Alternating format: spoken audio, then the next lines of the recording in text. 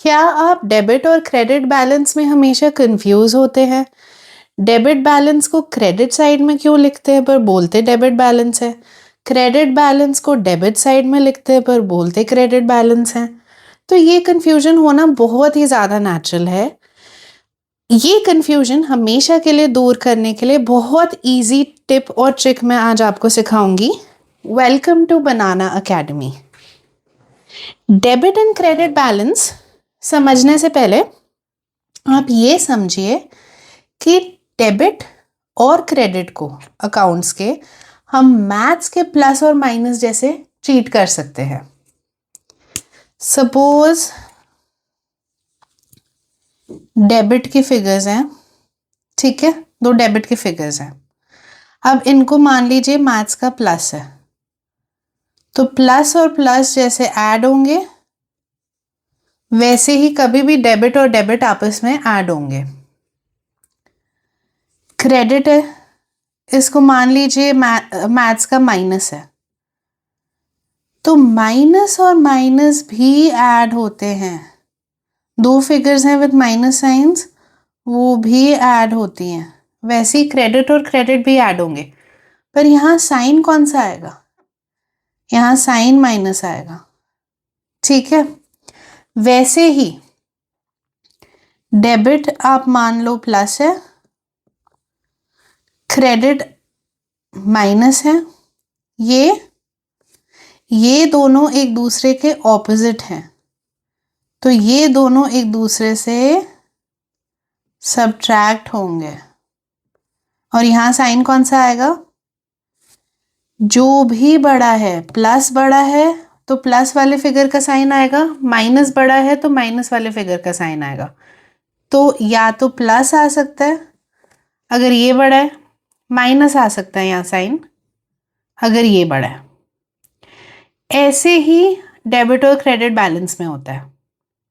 कैसे समझते हैं। आपकी ऑर्गेनाइजेशन का कैश अकाउंट ले लीजिए। हर ऑर्गेनाइजेशन में कैश अकाउंट होता है, ठीक है। मान लीजिए 5000 कैश आपके पास आया है, फिर 2000 आया है, फिर 3000 आया है, 4000 आपने पेमेंट करी है कैश के, 1000 और पेमेंट करी है। तो ये साइड आपको पता है डेबिट है, ये साइड आपको पता है क्रेडिट है। आपका कैश अकाउंट कुछ ऐसे दिखता है, ठीक है। डेबिट डेबिट आपस में कभी भी ऐड होता है और यहाँ साइन कौन सा होगा? प्लस। प्लस प्लस का प्लस साइन, माइनस माइनस का minus sign. Anyway, coming back to this, debit की सारी फिगर्स आपस में ऐड होंगी, तो इनका टोटल कितना आएगा? 10,000। ये डेबिट है, ठीक है। क्रेडिट की फिगर्स भी आपस में ऐड होंगी, तो इनका टोटल कितना है? 5,000, ठीक है। और ये क्रेडिट है, ये क्रेडिट है, ये डेबिट है। पर डेबिट और क्रेडिट आपस में सब्ट्रैक्ट होंगे मैथ्स के प्लस और माइनस जैसे हैं। इस केस में डेबिट साइड बड़ा है, ठीक है। 10,000 इज ऑब्वियसली बिगर देन 5,000, तो बैलेंस कितना हुआ? आपस में माइनस होंगे तो बैलेंस हुआ 5,000। अब जैसे मैथ्स में जो फिगर बड़ी है उसका साइन आ जाता है, वैसे अकाउंट्स में जो साइड बड़ा है उसके नेम का बैलेंस होता है, तो ये हो जाएगा डेबिट बैलेंस 5,000। सिंपल है, जो साइड का अमाउंट ज़्यादा है बैलेंस वही साइड के नाम पे होगा। ये साइड 5,000 से ज़्यादा है, बैलेंस आपका डिफरेंस जो है वो 5,000 है, मतलब बैलेंस जो है वो 5,000 है, तो वो डेबिट बैलेंस हो जाएगा, ठीक है। अब समझो आपके और एग्जांपल्स लेते हैं। आपकी ऑर्गेनाइजेशन ने सैलरी पे करी है, ठीक है। एक एम्प्लॉय को दी है 10,000 सैलरी, एक एम्प्लॉय को दी है 5,000 सैलरी, ठीक है। ये है डेबिट साइड, ये है क्रेडिट साइड। नाउ यहाँ पे कोई फिगर नहीं है, So assuming, obviously, no figure means this is 0. We're not assuming, it is actually 0. यहाँ पे बैलेंस कितना आएगा? 10,000 plus 5,000, debit debit add, 15,000 minus 0.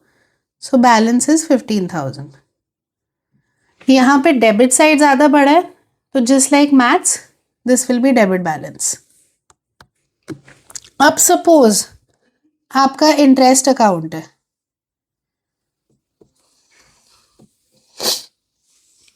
अब इंटरेस्ट अकाउंट में सपोज आपको 10,000 एवरी मंथ इंटरेस्ट मिलता है, ठीक है, एंड सो ऑन, और आप 5,000 इंटरेस्ट पे करते हैं हर महीने, तो ये आपकी इनकम हुई, सो दिस इज क्रेडिटेड.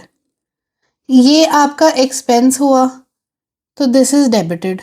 ठीक है, ये आपस में टोटल हो जाएंगे, ये आपस में टोटल हो जाएंगे, पर इसका टोटल 30,000 है और इसका टोटल 15,000 है, तो बैलेंस कितना हुआ डिफरेंस?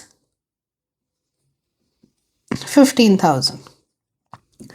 पर हम इस बैलेंस को मैथ्स के साइन की तरह, यहाँ माइनस ज़्यादा है तो इसको भी माइनस साइन दे देंगे, यहाँ मैथ्स के साइन की तरह इसको क्रेडिट बैलेंस बोलेंगे.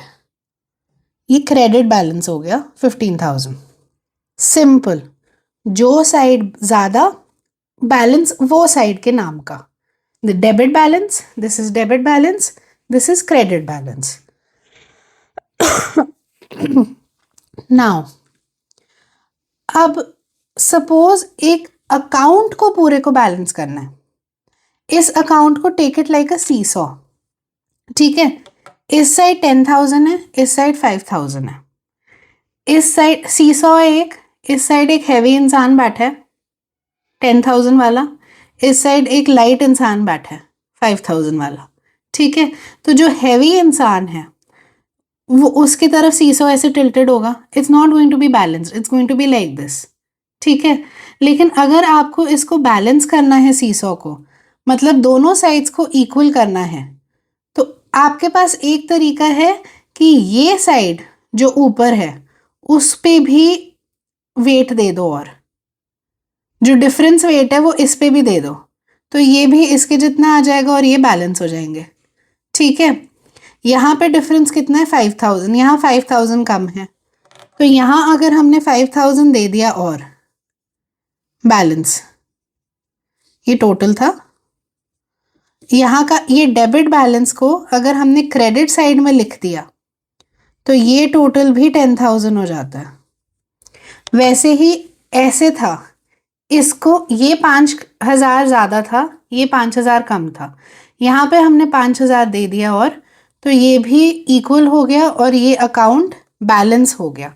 जब अकाउंट बैलेंस हो जाता है तो हम ऐसे दो लाइंस ड्रॉ कर लेते हैं to close the account and show it's balanced. तो जबकि ये डेबिट बैलेंस है, डेबिट साइड ज़्यादा है तो डेबिट बैलेंस है, पर इसको हम क्रेडिट साइड पे इसलिए रख रहे हैं क्योंकि पूरा अकाउंट बैलेंस हो जाए लाइक अ सीसॉ.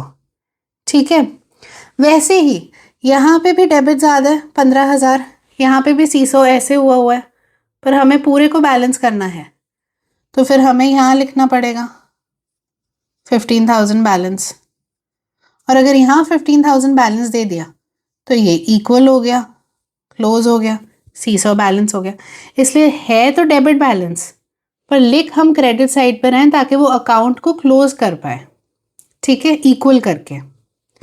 अब यहाँ पे ये साइड ज़्यादा भारी है, तो इसका जो डिफरेंस है वो अगर हम 15,000 यहाँ बैलेंस लिख दें, माइंड यू लिख डेबिट साइड पे रहे हैं पर है क्रेडिट बैलेंस. ये क्रेडिट बैलेंस है जिसको हम डेबिट साइड पे लिख रहे हैं ताकि दोनों अकाउंट का टोटल 30,000 हो जाए और दोनों आपस में बैलेंस हो जाए. जो साइड ज़्यादा उसके नाम का बैलेंस उसके ऑपोजिट साइड में लिखना पड़ेगा ताकि आपस में अकाउंट के दोनों साइड बैलेंस हो जाएं, तो पूरा दोनों साइड इक्वल हो जाएं, तो पूरा अकाउंट बैलेंस हो जाए और वो अकाउंट हम क्लोज कर पाए. अब एक थर्ड और लास्ट पॉसिबिलिटी भी है। सपोज आपने ए नाम के एक बंदे को लोन दिया है, डेबिट, ये क्रेडिट साइड है, आपने लोन दिया है, तो लोन दिया है तो वो आपका एसेट है 5,000 रुपीज का, ठीक है।